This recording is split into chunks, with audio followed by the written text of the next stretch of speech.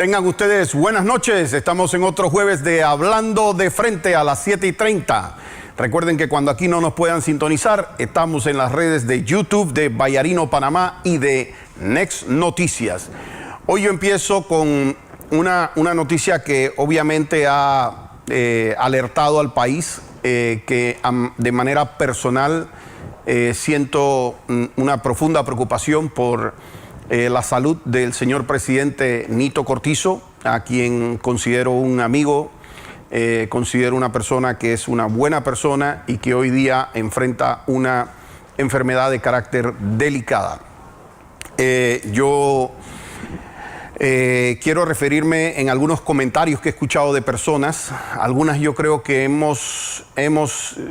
esto quiero tratar de generalizar un poco como seres humanos lo que debemos poder diferenciar, lo que es la política, lo que son las diferencias personales versus lo que es la capacidad humana de tener empatía ante personas que tengan una circunstancia de carácter difícil.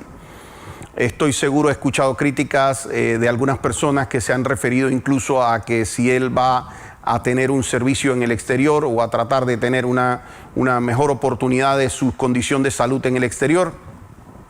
Y no creo que lo hace realmente en su condición de presidente, creo que lo hace como una persona, como cualquier persona que tuviera la oportunidad de buscar las mejores opiniones y a donde lo refieren. Creo que lo haría cualquier persona, cualquier ser humano que estuviera enfrentando una condición como la que hoy enfrenta el presidente Nito Cortizo. Yo en este programa quiero hacer votos en favor de él, rezos en favor de su familia, y realmente pienso y quiero pensar que va a salir bien de esa condición en particular.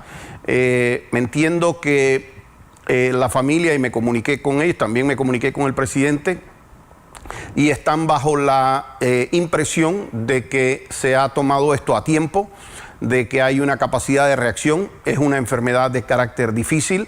Lo que le han diagnosticado a él es una especie de cáncer en la sangre, que afecta de alguna manera el tema de la médula ósea, y eso significa que es una enfermedad complicada. No es que sea algo fácil, y de hecho es bastante complicada. Pero sabemos que las batallas se hacen hasta el final, con el mejor esfuerzo, confiando en Dios y poniéndose en manos de los mejores médicos posibles y la mejor medicina que se pueda hacer. Creo que él no solamente tiene la responsabilidad de tratar de lograr eso como ser humano, también tiene una responsabilidad de querer lograr la mejor condición de salud como presidente de la República. Él tiene que tratar de reaccionar en eso. Yo, a título personal, cuando conversé con unos de los hermanos, le indiqué, en estas cosas hay situaciones y son decisiones difíciles. Pudiera ser que una enfermedad complicada de esta naturaleza, y que no es el caso por ahora, pero pudiera ser que una enfermedad con complicaciones de esta naturaleza pudiera hacerlo a él abandonar el cargo para poder enfrentar de manera correcta pues todos los temas que tienen que ver con los requerimientos médicos. Esa decisión aún no la tiene el presidente. Él, entiendo que va a ir después de su intervención el 1 de julio en la Asamblea Nacional. Entiendo que él se va a ir a hacer una verificación en Houston. Houston es uno de los lugares de mayor avanzada mundial en todo lo que tiene que ver con el tema de cáncer. Y básicamente se van a ver las opciones que él tenga que ver en ese momento.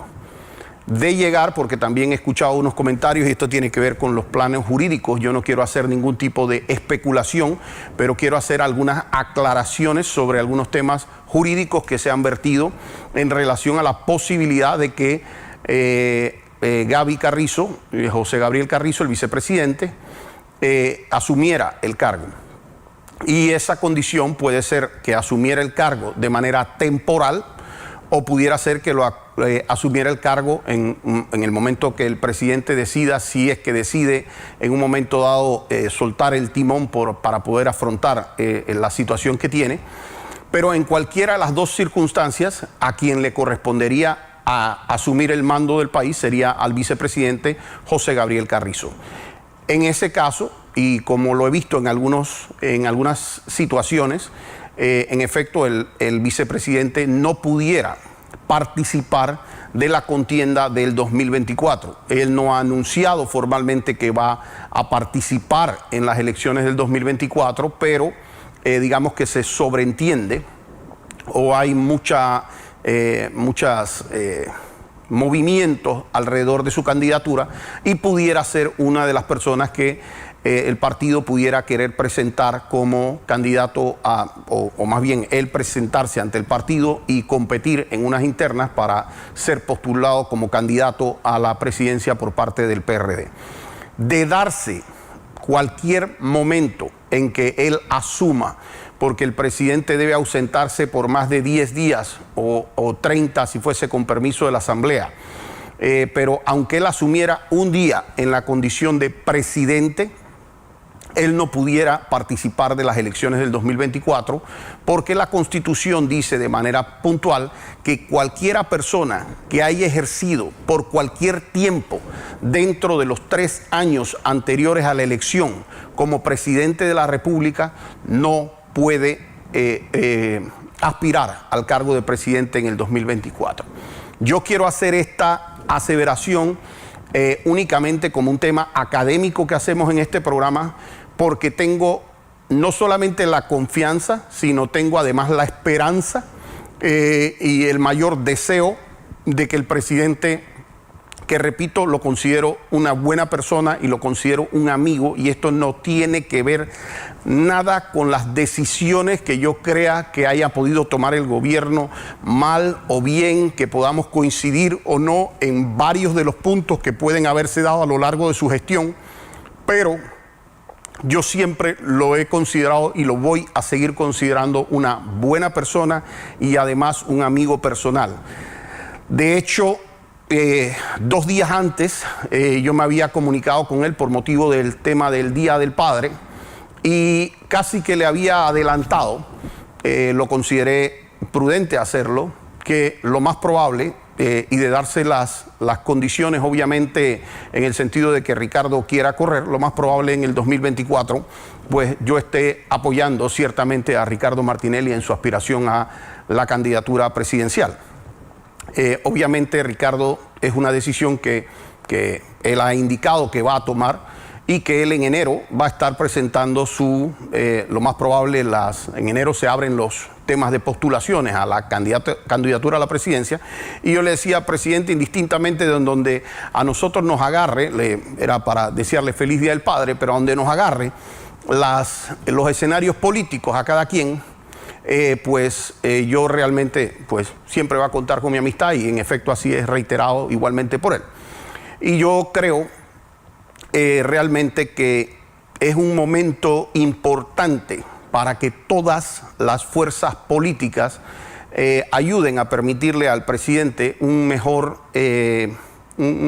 mejor forma de enfrentar la difícil situación que tiene, y por lo menos desde este programa y desde esta amistad cuenta, presidente, con todo mi apoyo, con todo mi deseo de que usted realmente le vaya bien en eso, y como le indiqué a usted personalmente, toda pelea, no hay pelea que se haya perdido mientras la persona siga peleando.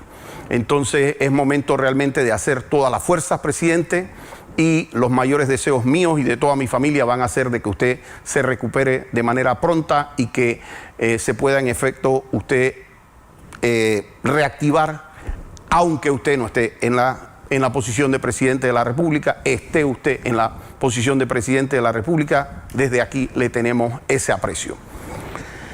Hoy quiero referirme, fíjense que la semana pasada yo hice un programa refiriéndome a la presunción de inocencia y cómo el Ministerio Público había dañado a tantas personas en este tema de la presunción de inocencia.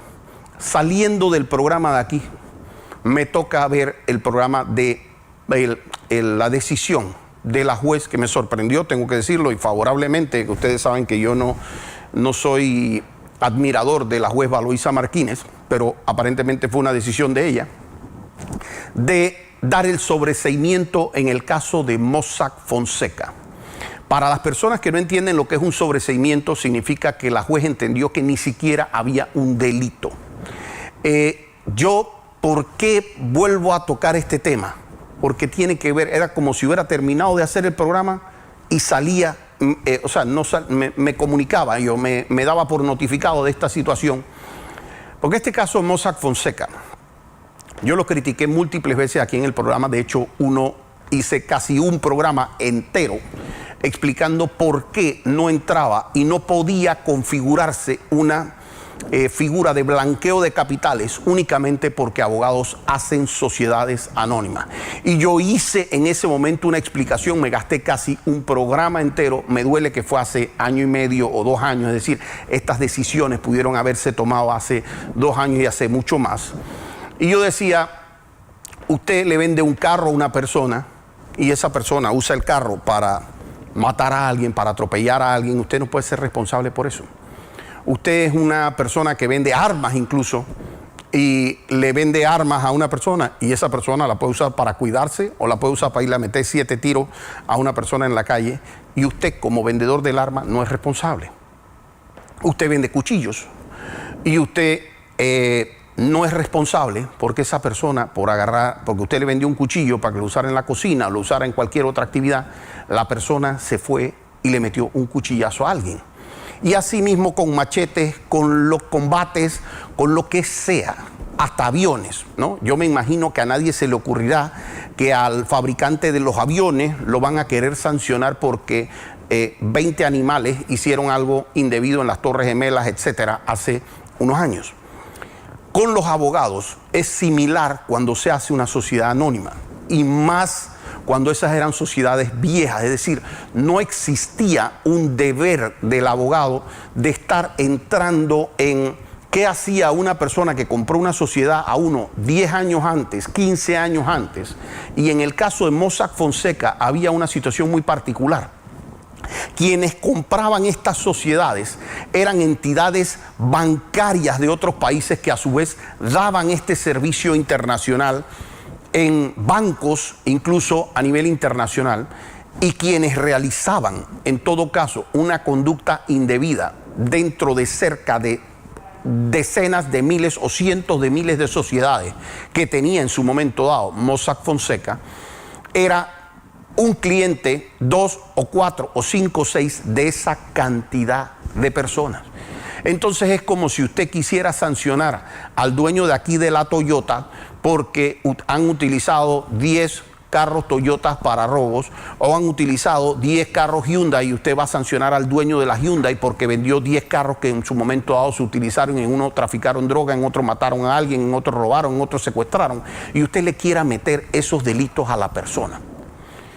Lo que hacía Mossack Fonseca, lo hacen la mayoría de las firmas grandes de Panamá que se dedican a temas societarios. Pero si Mossack Fonseca hubiese tenido una omisión negligente, si Mossack Fonseca no hubiese cumplido con todos los requisitos que le manda la ley para verificar a su cliente, a Mossack Fonseca le podían meter una multa altísima, le podían hacer varios temas administrativos. Lo que no pueden es decir que Mossack y Fonseca quisieron e intencionalmente trataron de cometer blanqueo de capitales. Y yo con esto les quiero decir Mossack Fonseca, es decir, Ramón Fonseca y Jürgen Mossack. Pero esto no solo quedó en Jürgen Mossack y Ramón Fonseca, sí, sino que quedó en algo en donde se fue a empleados de la firma. Yo me acuerdo haberme molestado mucho en una ocasión que me llamaron para decirme que a la nana de una de estas personas que hacía trabajos de nominee directors, de director nominal de sociedades, y que es común que se hiciera eso en el país durante 20, 30 años, se hacía así. Hoy en día las firmas de abogados son mucho más celosas, se está haciendo mucho un trabajo sobre la política de conozca a su cliente, todas las políticas de cumplimiento, hay una serie de normas nuevas, pero que no existían en ese momento. pero no podían, y yo incluso recuerdo haberle llamado atención fuertísimo a un fiscal, porque yo le decía, ¿cómo a usted se le puede ocurrir que van a meterle un proceso de blanqueo de capitales a una nana aquí que actúa como director nominal por un lavado de dinero que hicieron en una cuestión de lavallato en Brasil? Esa señora, para que usted cometa un delito de blanqueo de capitales, usted tiene que hacerlo de manera intencional. Usted tiene que a sabiendas saber qué fondos están depositándose ahí y tiene que tener, por lo menos prever razonablemente que eso deriva de alguno de los delitos, llámese narcotráfico, llámese corrupción, llámese peculado, llámese eso. Y yo le decía a ese fiscal que de verdad es un ignorante. Y yo me quedaba mirando y le digo, ¿cómo se te puede ocurrir? Esa nana ni siquiera sabe lo que es blanqueo de capitales, no sabe lo que es lavallato y a lo mejor no sabe ni qué carajo es Brasil. Entonces, yo no entiendo cómo tú puedes lastimarle la vida a una persona, meter gente presa y agarrar y estar tan tranquilo como fiscal, sabiendo que esa persona no quiso cometer un blanqueo de capitales. Y si hubiesen sido negligentes y si hubiesen tenido algún error, alguna culpa en lo que hicieron, pues para eso hubiera podido estar una multa, para eso hubieran podido haber sanciones, pero no identificar a unas personas como un tema de blanqueo de capitales. No sé cuántas personas procesaron. Varias personas, amigos que conozco, yo recuerdo haber hecho esta intervención hace como un año, cuando la Corte ya dijo, de hecho le hice el llamado de atención a la juez Valoisa Martínez en ese momento, porque con razón del fallo que hizo la Corte en el caso de la diputada suplente Sara Montenegro, que era abogada también de esa firma, una abogada súper respetada, muy conocida, capaz a decir no más, guapa también. Y esta persona había hecho la habían procesado también por haber estado en la firma. O sea, unas cosas que uno no puede ni entender. Y la Corte ya había fijado un criterio de que eso no podía ser blanqueo de capitales. Porque es que si eso hubiera sido blanqueo de capitales, aquí se hubieran tenido que llevar a todas las firmas del país. Y cuando digo todas, estoy hablando todas las firmas grandes que se dedican a hacer sociedades. Y cada uno de ellos lo sabe. Ahora ustedes saben por qué es lo lamentable. Porque el tema de esto no es que sacaron unas personas. Es que Mossack Fonseca, y yo puedo equivocarme, pero no sé si tenía 200 o 500 personas que estaban trabajando en esa firma. Y esas personas perdieron su empleo. Y eran posiciones súper bien pagadas en Panamá. Y cuando usted habla de 200 o 500 personas que trabajaban ahí porque cerraron la firma, ustedes van a entender que son también 500 familias. Son casas que se perdieron porque los bancos la hipotecaron, personas a las que le cerraron las cuentas bancarias, personas a las que privaron de libertad también, personas a las que corretearon, a las que les impidieron salir del país, a las que dañaron mediáticamente. Y yo me pregunto, ¿esto realmente puede quedar así? Y yo oigo que sale el procurador que tuvo que ver con el manejo inicial de este caso como fiscal. Y dice, es que el Ministerio Público va a apelar esa decisión. Procurador, usted se leyó el fallo que dio la más alta corporación de justicia en el caso de Sara Montenegro. Porque es que usted tiene que respetar lo que al final dice la Corte Suprema de Justicia, le guste o no. Entonces quieren seguir en estas cosas para agarrar y tener a las personas sometidas otro poco de meses más, como que no les parece ya suficiente. Y este país no solamente tuvo en ese momento casos como el de Fonseca Mora y el de Mossack. Aquí hubo un caso también que le armaron en su momento dado, lo quisieron procesar para después decir que tenían que sobreseerlo, como fue el caso de Wackett. Y aquí sabemos lo que pasó con el tema de Wackett y cómo se paró. Y en esto yo primero quiero felicitar a la ministra de Relaciones Exteriores, y que me perdone de verdad en este momento, no recuerdo exactamente el nombre de ella, si me lo recuerdan en la oreja por favor, pero en este momento no recuerdo el nombre de ella, se me puede ir el nombre de la canciller. Pero esa canciller contestó como le tenía que contestar en una entrevista cuando vinieron a cuestionar que aquí en Panamá, que si se daban situaciones en donde no se daban las condiciones para ponernos a nosotros en una lista gris, para ponernos a nosotros en una lista de tal color, tal y cual color. Y ella le dijo, aquí se sacó una lista de cuáles son los países en donde más hay temas de blanqueo de capitales y de hecho en donde hay más bancos implicados en temas de blanqueo de capitales y donde hay más empresarios en temas de blanqueo de capitales, y entre ellos Estados Unidos, entre ellos países de Europa muy importantes, y ellos no los ponen en una lista gris. Y yo decía el otro día, porque me llamaba la atención, y yo veía cómo se dio este tiroteo en Estados Unidos y salió un documental, no un documental, era como una especie de reportaje que habían realizado, en donde a un menor de cerca de 13 años o 14 años, creo que era lo que salía ahí, lo llevaban en Estados Unidos a tratar de comprar cigarrillos y le decían, no te podemos vender cigarrillos porque tú eres menor de edad. Ah, bueno, perfecto. Y lo llevaban a tratar de comprar una revista pornográfica y le decían, no te podemos vender revista pornográfica porque tú eres menor de edad. Y lo llevaban a comprar licor, no, nosotros no te podemos vender licor porque tú eres menor de edad. Y era un ejercicio que estaba haciendo la parte, estaban los padres ahí para que él obviamente no llegara a comprar los productos, pero era por así decir una prueba social. Y lo llevaron así a diferentes lugares hasta que lo llevaron a comprar un arma.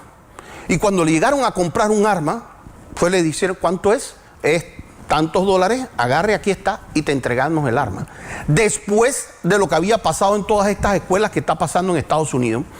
Y yo la verdad es que a mí sí me irrita que a nosotros estos países nos quieran decir que es que nosotros no cooperamos en los temas de blanqueo de capitales, de cosas de terrorismo y de no sé cuánta cosa. Señores, los que no hacen suficiente son ustedes. Ustedes me están hablando a mí que están armando gente que para pelear con el tráfico de armas y ustedes se la venden a los niños. O sea, no tienen ni siquiera vergüenza. ¿Cómo ustedes me están hablando a mí de que Panamá no coopera con temas de blanqueo para tráfico de armas y no sé cuánto y ustedes se la venden a los niños? ¿Con qué cara puede Estados Unidos hacerle un reclamo a Panamá sobre eso?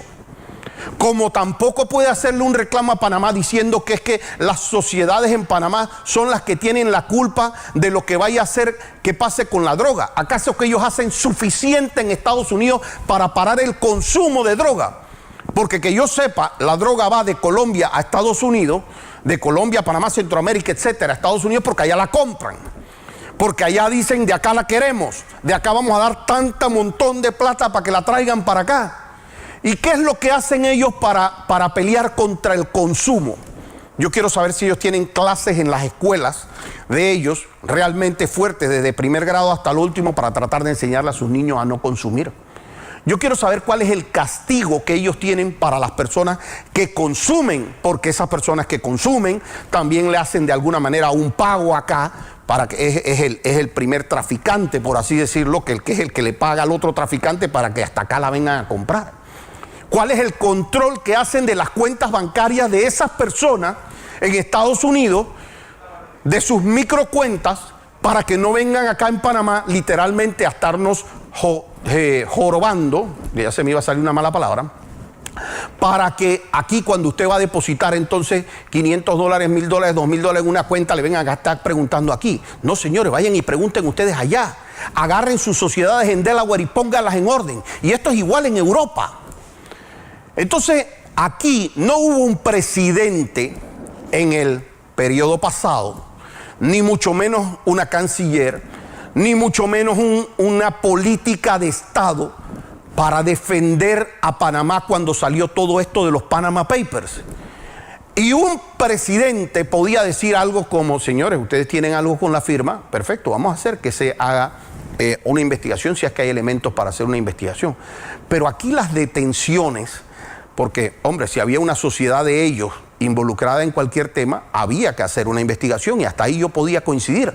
Puedes hacer una investigación y si te sale que los abogados sabían, le dijeron a la persona, mira, vamos a blanquear plata con esta sociedad, etcétera, y llegaran a salir esos elementos, pues entonces yo entendería esa circunstancia. Pero tú no agarras a una de las firmas que quizás tenía tantos años en Panamá, con tantos empleados, y tú no lo defiendes. Tú no como presidente no haces una cosa que tú ves que atacan al grupo Wackett, que eran casi 5.000 empleados aquí. Y cuando digo 5.000 empleados, son las 5.000 familias también de esos empleados. Y tú ves que te lo ponen en una lista Clinton, no le hacen ningún tipo de acusación a la persona, no le hacen ningún proceso judicial. Y perfecto, tú no puedes agarrar y hacer, tú no puedes controlar lo que pasa allá, yo entiendo eso, pero tú puedes protestar, porque le están violando un derecho a un panameño. Y entonces yo recuerdo esa entrevista de la canciller cuando dijo, yo no lo voy a hacer, no voy a ir a Estados Unidos, los que quieran eso, pues no lo voy a hacer. Qué lamentable, porque años después aquí se le dio un sobreseimiento al señor Wackett de toda la investigación que hicieron. Y al otro señor Wackett se demostró que no tenía nada que ver con temas de blanqueo de capitales, tenían una discusión de unas facturas, pero cero que ver con blanqueo de capitales masivos.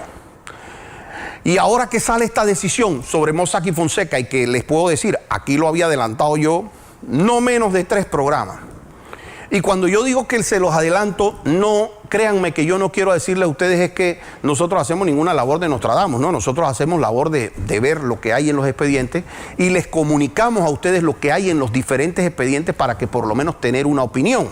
Lejísimos yo de ser un dios jurídico ni nada por el estilo, puedo equivocarme, de hecho me he equivocado en algunas ocasiones, pero en la mayoría de los procesos que yo les comento aquí, les trato de dar mi explicación de por qué yo sustento esa posición y tendría que decir que 9 de 10 aquí ustedes han visto que los resultados han salido exactamente como yo se los digo.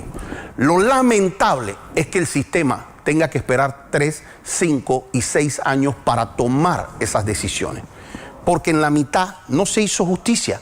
Yo, ¿cómo puedo decir que se le hizo justicia a Mossack Fonseca, etcétera? Quiero acabar el programa con una aclaración. La Asociación Panameña de Abogados Penalistas se pronunció, y además para los que quieran seguir esa cuenta en Instagram, es @penalistaspanamá, penalistas con S, @penalistaspanamá con S, y hicimos una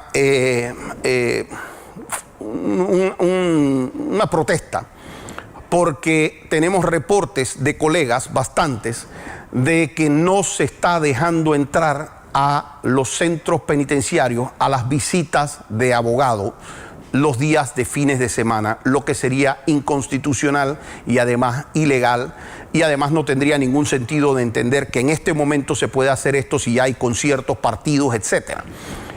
Recibí la llamada o recibí la comunicación bastante rápido y se la agradezco del director del sistema penitenciario, Euclides Castillo, quien me dijo que esa no era una decisión que él había tomado, que no era una posición de la Dirección General del Sistema Penitenciario, y así hago la aclaración. Y de hecho, si no es una posición de él, nosotros queremos dejarla sentada y queremos hacer, si eso viene igualmente de la ministra, queremos decir que en efecto es así. Nosotros vamos a acudir en nuestra condición de directivos de la asociación con varios abogados penalistas durante este fin de semana a los diferentes centros penitenciarios, y posiblemente nos haremos acompañar del apoyo mediático para ver si en efecto eso está ocurriendo o no. Lo cierto y lo único que se quiere lograr, porque no se quiere antagonizar, de hecho creo que Euclides Castillo es una persona que aprecio, es una buena persona, lo dije hace un par de programas aquí, y creo que él tiene toda la intención, y puede ser que estas cosas ocurran incluso sin el conocimiento de él como director general del sistema penitenciario, y la idea es ponerlos en alerta y que ellos en efecto puedan hacer las correcciones si es que eso está sucediendo bajo su mandato, pero sin el conocimiento de él. Entonces, Euclides Castillo yo lo considero una buena persona, un buen colega, un buen profesional. Le agradezco que nos haya hecho la aclaración, y como nosotros decimos, nosotros vamos a acudir este fin de semana, acompañados de directivos de la Asociación Panameña de Abogados Penalistas, que de nuevo los invito a seguir la cuenta @penalistaspanamá. Esa cuenta va a tener muchísimo contenido jurídico. Le pido que la sigan principalmente abogados y estudiantes de Derecho, los demás se van a aburrir. Pero en ese sentido vamos a tratar de confirmar que en efecto nosotros tengamos vía libre para poder visitar a las personas privadas de libertad. Con eso los dejo hasta el próximo jueves aquí Hablando de Frente.